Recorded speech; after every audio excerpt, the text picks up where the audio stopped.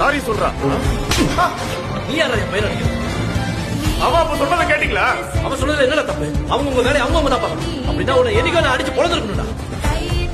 வேணாம்பா, என் பிள்ளை அடிக்கிறதுக்கு உனக்கு என்னடா யோகியம்?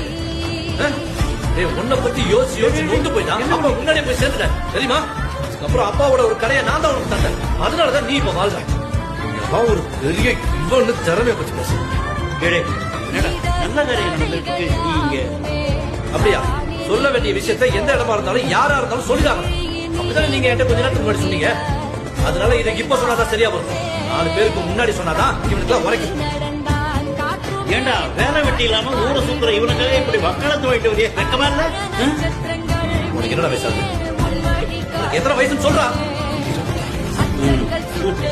இவன் வயசுல நீங்க என்ன பண்ணிட்டு இருக்கீங்க?